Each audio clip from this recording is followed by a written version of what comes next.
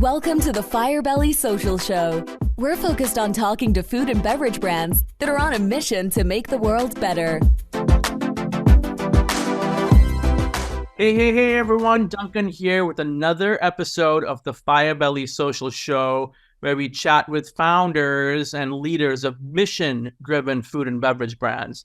And I'm excited to be here with Arnell. Arnell, what is happening? What's up, Duncan?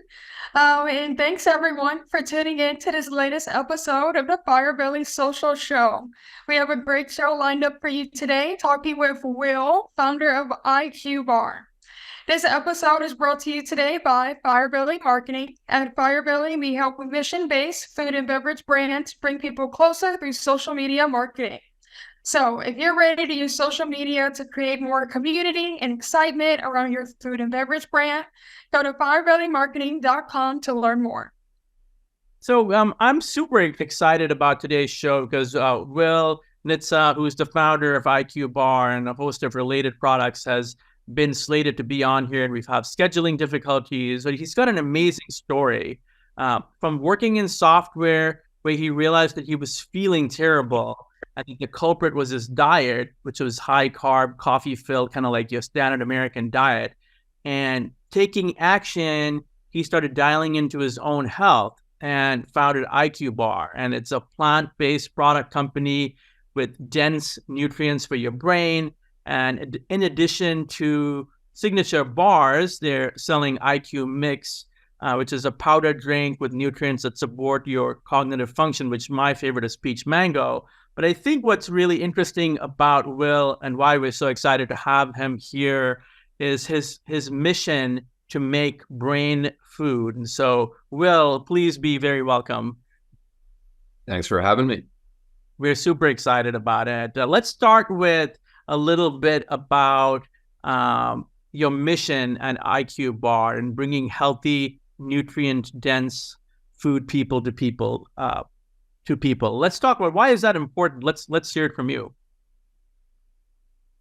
Yeah, so obviously our entire existence centers on what happens in our brain, right? Everything we see, feel, touch, emotions, everything, is working backwards from that. And that's a physical structure, and that physical structure needs a number of things to be structurally sound, energized, and operating properly. And also, that structural thing changes as we get older too. So I got really fascinated with the brain in college. I studied psychology and neuroscience, among other things, and was interested in everything from psychology, why we do things, to neuroscience, what's actually structurally happening in the brain that are then having downstream impacts, psychologically speaking. And then also what happens when things go wrong in the brain or degrade in the brain or misfire or what have you. So anyway, I got fascinated with that in college. I wanted to work in something brain adjacent or relevant, but couldn't really figure out what to do post-college. So I took a job in software by default just because I needed a job, and was not very passionate about software or oil and gas. I was selling software to oil and gas companies, so I was sitting at the intersection of those two things. But continued to be really interested in brain-related things and got really, really interested in nutrition in parallel. Because like you said, I started feeling bad physically and mentally, brain fog, mental crashes. At 3 p.m. every day, I just sort of crashed. So pretty quickly, I learned it was mostly due to my diet. And one book that really changed how I thought about the intersection of nutrition and cognition was Grain Brain. And so basically, I was like, okay, I'm just eating too many. Like my blood sugar is too chronically elevated, and that's really the problem here. And that's why I'm crashing, and that's why I can't think straight, late into the afternoon. And so that sort of bred this fascination with the interrelatability or, the interrelatedness of food and drinks with the brain. And coupled that with me not being super passionate about my job, I got this idea of, okay, what if I could create brain food? And even before that is, does brain food exist? Which it really didn't. Every packaged food is body relevant, so weight loss centric, or digestion centric, or muscle building centric. Nothing was brain centric. And so yeah, it was a ton of variables that sort of the aggregate of which put that crazy idea into my head. But that's the rough background. Very cool. Yeah. So you mentioned that you're studying and interest in the brain is what got you interested into the brain food. And number one, I just think it's super interesting, super fascinating that you came at it from that type of angle. But why do you think cognitive health is so essentially important for people? Why do you think it's so important for people to have access to that? Just for the reasons I opened up with, right? Like what's happening in your brain impacts your existence as a human. If you have an inflamed brain, you're more likely to be depressed, lethargic, like everything gets worse, right? And conversely, if you have a structurally sound brain, you're energized, your inflammation is under check, etc. Life's pretty good. Like it fundamentally changes your existence. So I just think, when I read a book like Green Brain, I was like, whoa, how do more people not know about this? Like they're not connecting dot. I mean, yes, you connect the dot. If I eat pizza at lunch, I feel like crap at 3 p.m. Like that's a pretty easy dot to connect. But for whatever reason, people, I don't think, realize how much better you can feel if you really dial in nutrition, cognitively, that is, and visibly, by the way. But then, like, the even bigger picture is we don't really think decades down the line. So if we're consuming a bad diet, not just today, but every day, and then we do that for 10, 20, 30, 40 years, and then we get Alzheimer's or we get Parkinson's or just garden variety cognitive decline, right? That's obviously a very bad outcome that is to a degree preventable based on diet. Like we can turn on and off genes based on the things we put in our body that will make it more or less likely to have a good or a bad cognitive outcome when we're older. So obviously that's self-evident why that's important, right? So yeah, that's what's at the root of it. I think that's a fascinating perspective. Also, what are your thoughts on selling this kind of food to a large and diverse market? I mean, the U.S. market is so diverse.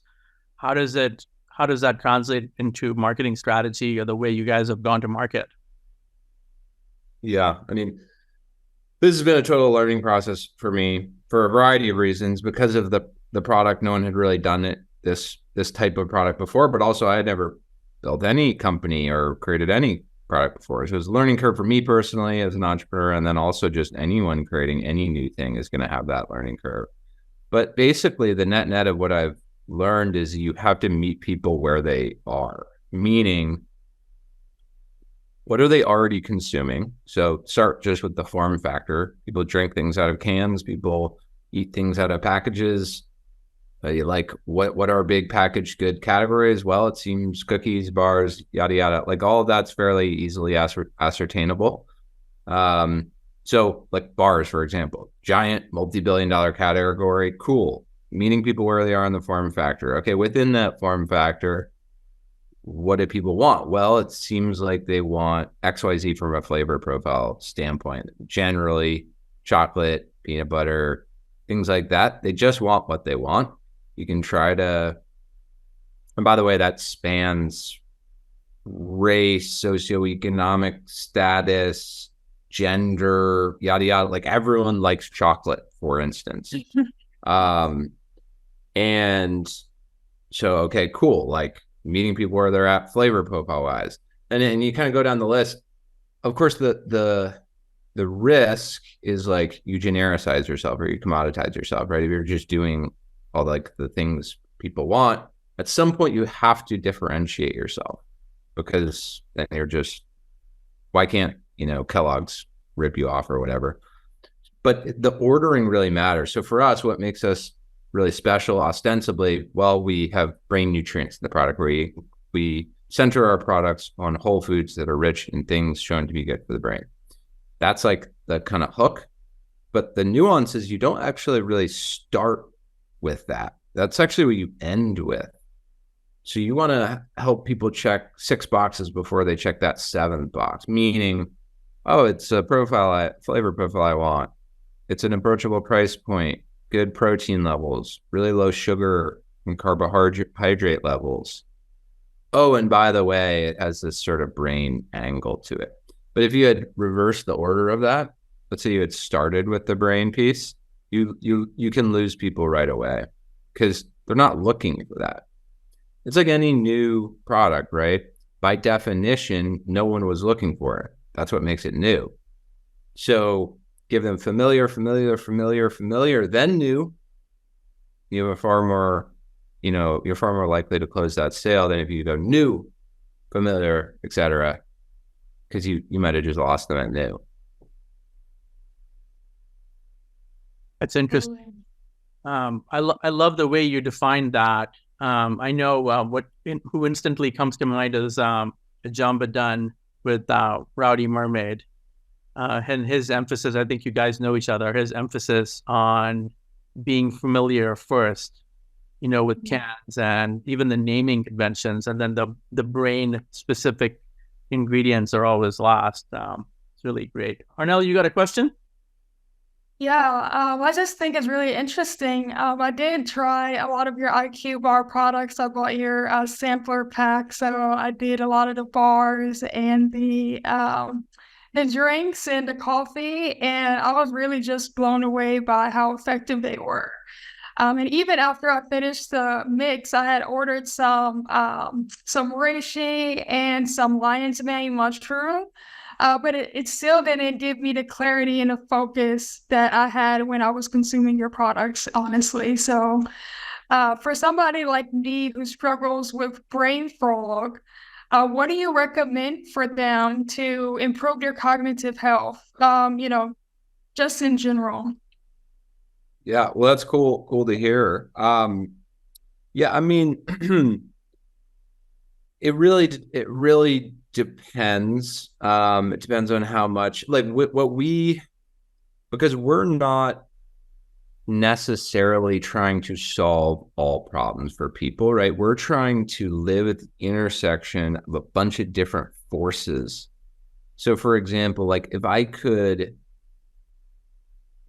create a bar that also included resveratrol, which is an extract from grapes, it's what's in red wine that's good for you, good for your brain in a variety of ways, I would, but I can't, because it's going to make the bar cost $5, right? Or if I could include curcumin, which is an extract from turmeric, which is super anti-inflammatory, good for your brain for a variety of reasons, I would include that, but I can't, because it's going to make the bar taste terrible and orange and stain your fingers when you touch it, and also expensive, right? So we live in this interesting intersection of, we have to make things that are that it's like a Venn diagram of affordability, still has to taste good, have a long shelf life, be efficacious, et cetera, which is, your question is just efficaciousness, right? And we actually have to think about the intersection of that with like 3 or 4 other variables. Yes. So that's just a starting point. And then like take hydration, right? We have to make a product that tastes good and has active ingredients in it. That's really, really tough. So just take a very basic acting ingredient like caffeine. It tastes terrible. It's super metallic tasting, bitter. Energy drinks mask it with a bunch of sucralose and artificial sweeteners and things like that. Just shows how hard it is to put an active ingredient in to something you're drinking or eating or chewing and make it not taste terrible. So for us, it was like, what's like a really great, efficacious brain nutrient that will dissolve, not taste horrible.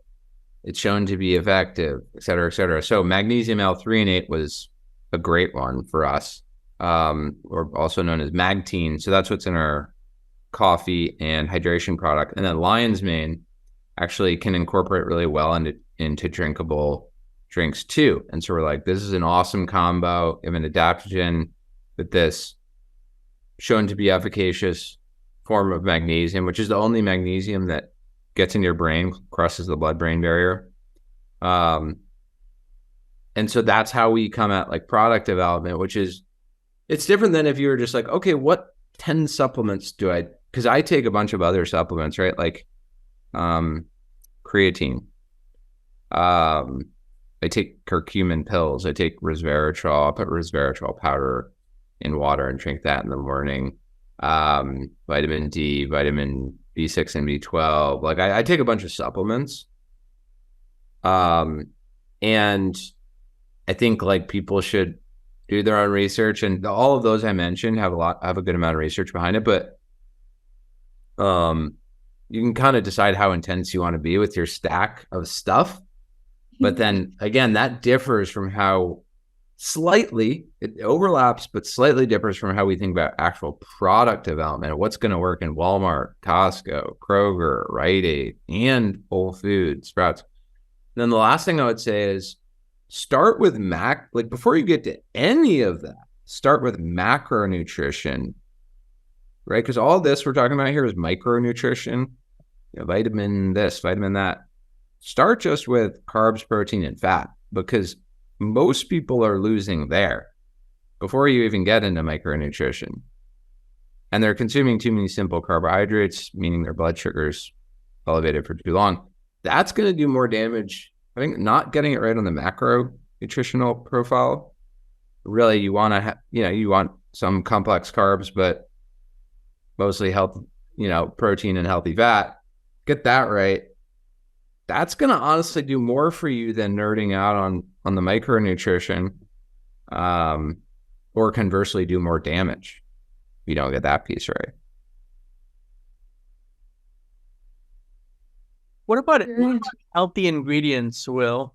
Healthy ingredients that perhaps you, through your research, like you were just mentioning, you're familiar with, that the average person isn't familiar with. I mean, I know from a personal standpoint, I recently, in the last 2 years, started taking magnesium supplements and looking for food that has, or drinks that have magnesium in them. Wow, I'm sleeping better, right? So what are some of the things that you think about? Like, you mentioned turmeric, and I'm assuming cayenne is on your list somewhere. What are some of the things you think about? I don't think too much about it, to be totally honest with you. Like I take a variety of supplements, and then the rest comes from my diet. Eat a high protein, high healthy fat diet, and that's kind of it. I don't. So all the ones I mentioned, I do take, but like I don't. So long as you're getting a diverse array of whole food ingredients, on your plate 2 or 3 times a day, yeah, you should be taken care of. It's honestly more so in my experience about what not to consume. What do you avoid? In other words, an elimination diet sort of lens, which, the big culprits are, unhealthy fats, trans fats, things like that. Too much saturated fats, simple carbohydrates, overly processed foods. Like it is kind of hard to go wrong supplementing the right way and having and consuming a whole food based diet. It really is hard to do a lot of damage that way. Totally. What do you think So you guys have been really successful in growing your business, and obviously for lots of reasons that you've just mentioned, which number one, listening to your customer, paying attention to their wants and needs.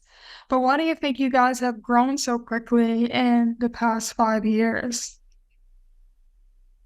Yeah, I mean, it's so many variables, but I'll try and collate them here. So you have to be different in some meaningful way. So something that someone, not just like you shouldn't have to explain why you're different. It should be fairly immediately apparent, right? Which is like why we named the company IQBAR. Like we're trying to immediately tell you like this is different, and you probably can quickly ascertain why and how it's different.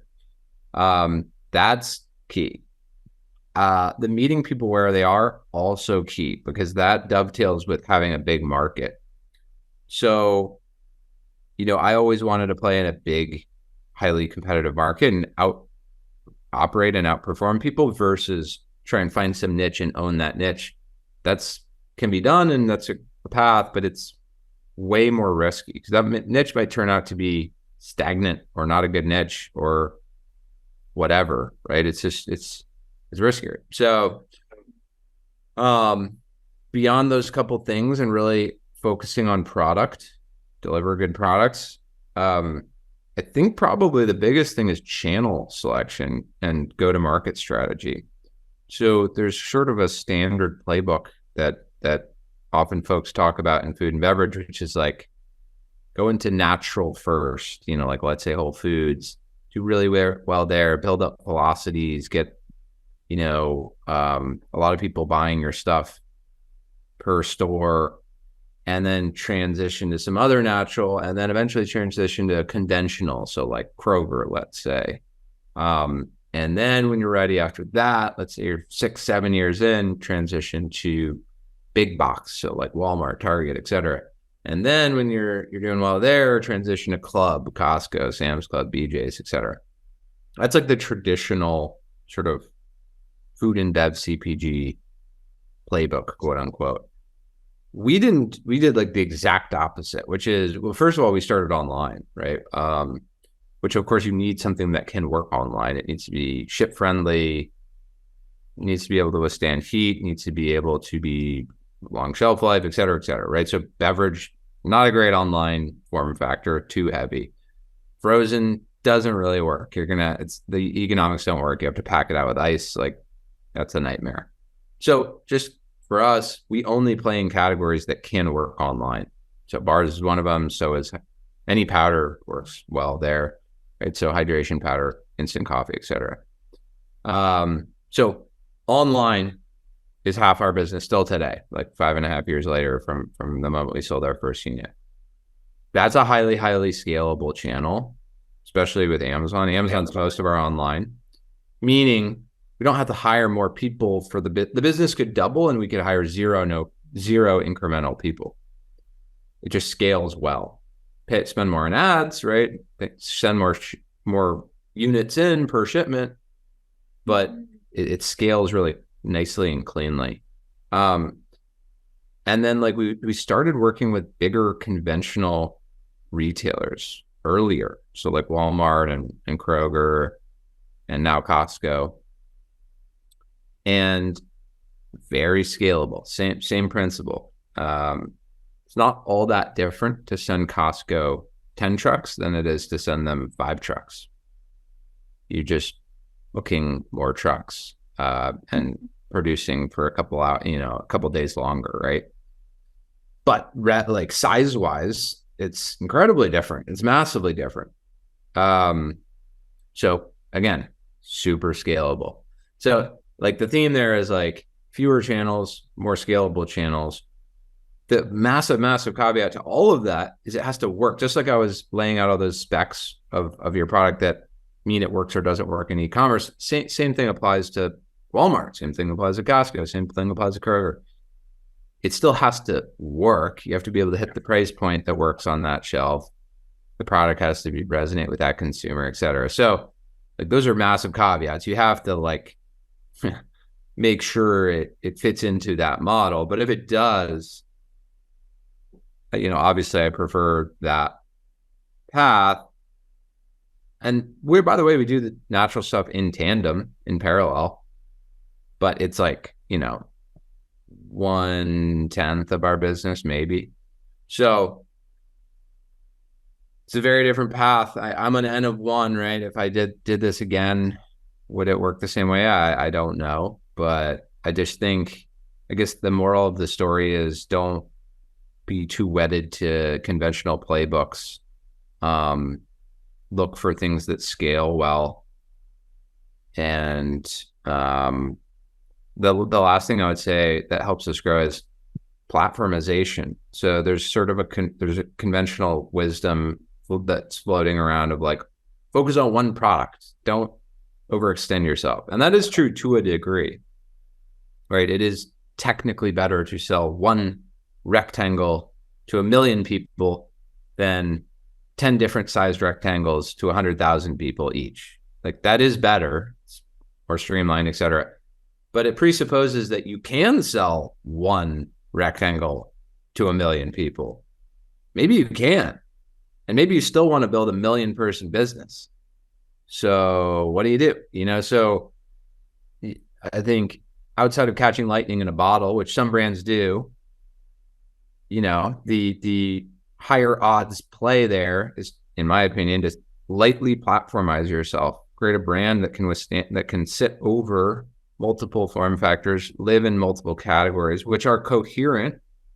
The same consumer could realistically consume A, B, and C, ideally even in the same day, because it makes sense dietarily, et cetera. And it's non-cannibalizing. They're not consuming that instead of that. They're consuming that and that. So that's another thing we've done is tried to create a brand that can exist with a family of products. And now you can run back playbook, your own internal playbook A that worked with form factor A with form factors B and C in different categories. And that's another way to grow versus just getting a zillion more doors. You could even go into the same doors. So now we sell this retailer bars, but we also sell them coffee and we also sell them hydration. And we sell this much on Amazon and bars, but now we also sell this much on Amazon and hydration and coffee, right? So anyway, those are all the ways we think about growth. It's fascinating. And you were telling us earlier about some cool stuff coming up. Yeah, not necessarily. Well, we do have some stuff coming up, but no, we just launched coffee was the big recent launch, which is a wild category. Everyone's very emotional about coffee. So many different forms, right? There's different beans. There's Arabica bean and a Robusta bean, and there's so many different points of origin you can source beans from. So many different ways to deliver coffee, right? There's ground, K-cup, drip coffee, instant coffee. So it's such a complex sort of category, but so massive. I mean, it's I think something like 65% of Americans drink it every single day, multiple times a day. So it's what else other than water can you say that about? So daunting category, but gigantic category. Obviously makes sense for the brain, right? It's you're literally turning your brain on when you drink caffeine. So yeah, it was again, with the platform strategy, satiate, hydrate, caffeinate is the third leg of the stool. Very different value propositions. And again, all can fit into one day in a non-cannibalizing way. Yeah.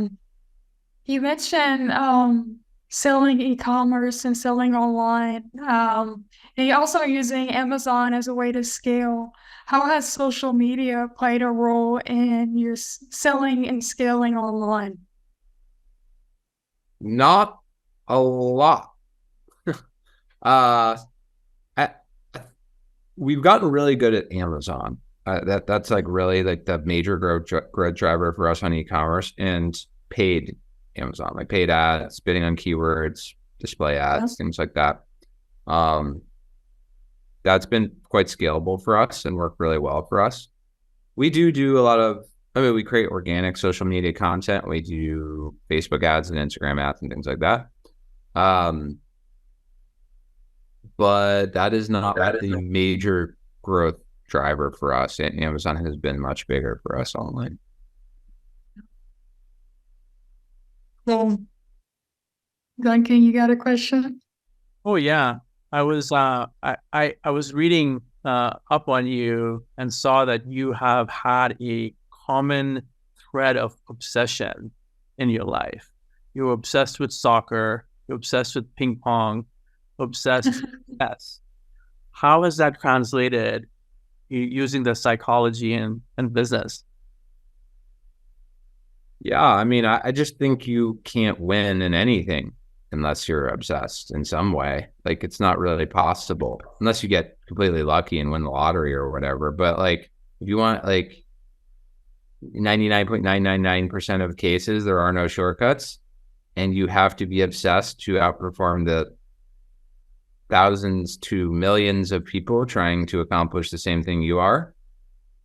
I don't really know another way to do that other than being obsessed. So it's not, I think everyone has the capacity to be obsessed, right? It's not like some people are more obsessive and have more addictive personalities, which I definitely do.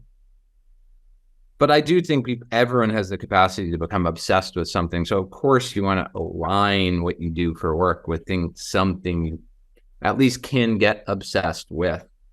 And by the way, I think your level of obsession can grow the better you get at something. So if you push past not being great, it gets more fun the better you get. The better you get, the more conducive that is to obsession. And it's sort of like a virtuous cycle. So things get more fun the deeper in the journey you get, if things are going well, of course. Right. So, how do you take care of yourself? Obviously, you're a busy entrepreneur. You're always focused and growing, and despite your obsession, how do you take care of yourself? A lot of exercise. I exercise daily, or try to. Eat well, supplement well, sleep well. Trying to have positive relationships in my life. I'm married, so I work with my wife too, and so keeping that relationship in tip-top shape is very important for my wellness, as anyone who's married can attest. Absolutely, yes.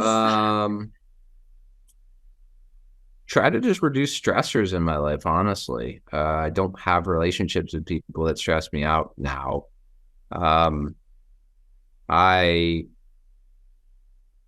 It's sort of like the elimination diet thing I was talking about earlier. It's like take all aspects of life and do an elimination sort of exercise with them until you feel well. So diet and add things too, right? Exercise is so critical. Like, find some form of exercise you love. For me, that's running. For other people, that's whatever, weightlifting. But nothing all that innovative, kind of standard stuff. Interesting. It's so fascinating for Arnell and I to hear that, because honestly, I would say we've probably done either slightly above or close to 100 episodes.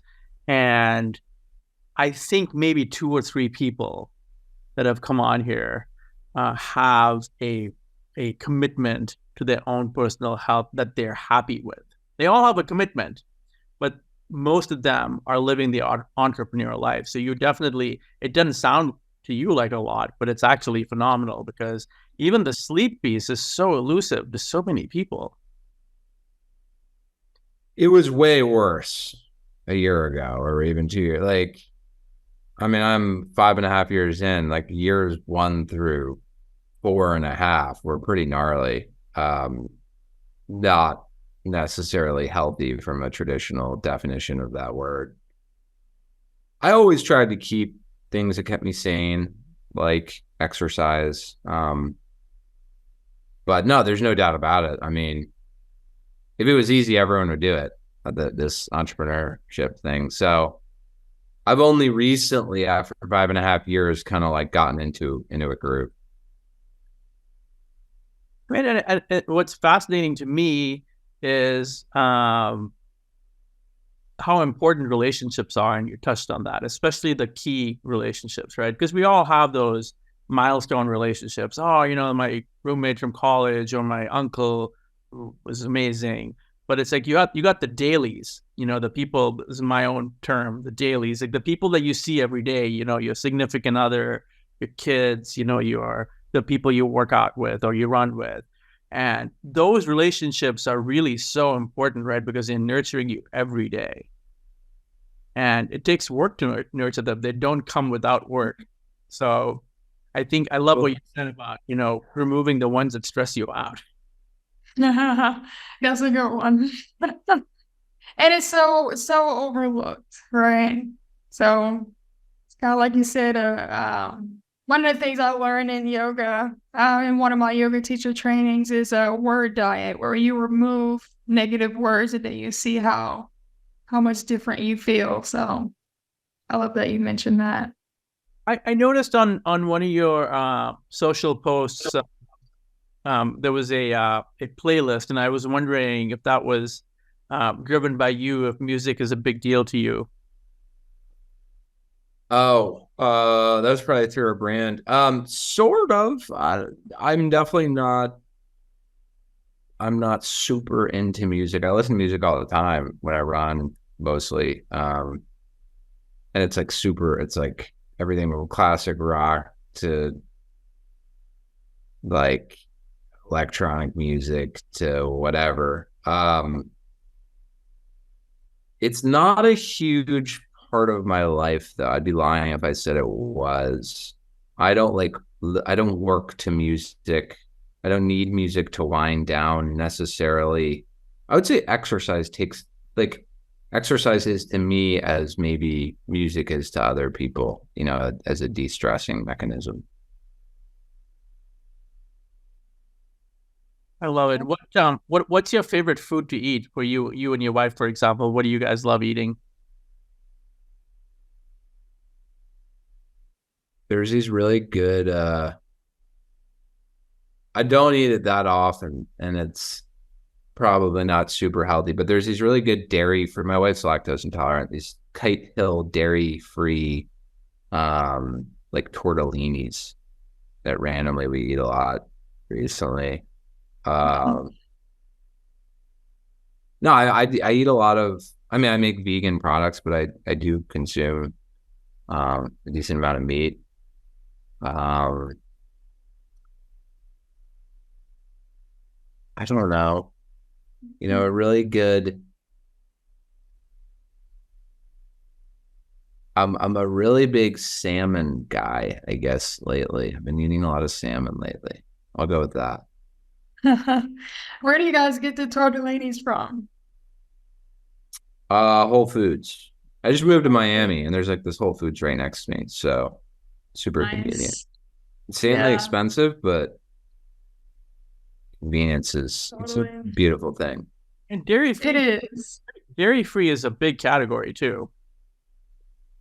Oh, totally. And like dairy's in everything. I've because my wife's lactose intolerant, I've looked way more closely at everything now, and I hadn't thought of it that much before I met her, but like it's like literally in everything. And there's all these things you otherwise would want to eat that you can't. And so yeah, Kite Hill's a cool company in that regard. They make like really good nut-based cream cheese and things like that. Hard to get right, of course. it's just like alt meat and things like that. It's hard to get right, but some people do a good job with it. I like the Mykonos plant butter. It's super. It's hard to tell it's even anything different in it. Yep, agreed. You gotta try that. So on this podcast, we get a lot of other founders, food and beverage founders, who tune in and listen in at all different stages in their journey. So if you just had to say one or two pieces of advice for other food and beverage founders, what would that be? I mean, one piece of advice I always give is like, make sure your personal life is in order. Especially for those like years 1 through whatever point at which you cross the chasm of it not being chaotic all the time. Like, make sure our architecture is steady in your own life, because it's always a longer journey than you think it will be or want it to be or whatever. And then just like decide what you're building is just so important. Do you want to build, like, be really thoughtful about whether or not you want to build a really high growth, consumer goods product that's positioning for exit, and here's who I want to exit to and why. And that'll just, versus say much slower growth, this is a 10-year journey or a 15-year journey, or I'm comfortable with it being that. That's just it dictates your actions to such a large degree, knowing what you're building. And then just what I said earlier, like, listen to the playbooks that people will give you, but none of them is right. Just try to absorb as much information as you can and create your own playbook, because the market moves so quickly. Consumer goods move so quickly. Amazon is a different beast than it used to be. Walmart's a different beast than it used to be. Like, everything has changed. So any playbook that worked for someone 10 years ago is not only not useful, it's potentially harmful, because it's going to lead you down a path that actually no longer is the optimal path. So don't put too much stock in how other people did it 5 years ago, because that's probably not the right way to do it today. So just be a data gatherer and a data analyzer, and recognize you're going to have to pivot a million times. Also, don't test everything, right? Well, you could look at our product and be like, well, it's not going to work in Costco. Well, it turns out it does work in Costco. Not for lack of a bunch of work and packaging and positioning and blah, blah, blah, but like, you very well might have assumed that without testing it and doing everything you can to make it work. So test everything. And then, I mean, I'm kind of just rehashing what I've already said earlier, but pick channels that scale. Pick channels that scale and keep overhead low. Those two things go hand in hand. So keep a small team and scale your business in scalable channels. Try to achieve high revenue per head, because there's nothing worse than having too big a team. Everyone's twiddling their thumbs. You have massive SG&A costs. That's how companies go out of business. But if you stay lean, doesn't mean you can't grow fast. Again, it's stay lean, pick scalable channels. Well, one of the things that we like to do is say thank you, not just for coming on the show, but for your choices and for making the world a better place. I mean, you're the leader, and I don't think leaders get thanked enough. So we're here to say thank you for doing what you do in a very heartfelt way. And we love what you're doing, and thanks for coming on the show. Thanks for having me. No, it was a blast. Let's do it again. I think the other piece is that what you're doing is not just making the world a better place. You're starting, and that's such an interesting piece about all of this, is that you start with your own need, and then you've expanded from there, your own, what you saw. So that's such a wonderful personal way to go about it. Cool. Arnell, you got a closing message for us? I do, yes. So this episode is brought to you today by Firebelly Marketing. At Firebelly, we help mission-based food and beverage brands bring people closer through social media marketing. So if you're ready to use social media to create more community and excitement around your food and beverage brand, go to firebellymarketing.com to learn more. We're so happy to have had you today. Will Nitze, everyone, founder of IQBAR. And Will, thank you for your deeply thoughtful insights. It seemed like it just came off the top of your head, but each one of those insights is filled with experience. So thank you so much. And this has been another episode of the Firebelly Social Show. Thank you for listening, where we feature founders of food and beverage brands that are mission driven. Thank you. Thank you, Will, and we'll see you on the flip side. Thanks for listening to the Firebelly Social Show. We'll see you again next time, and be sure to click subscribe to get future episodes.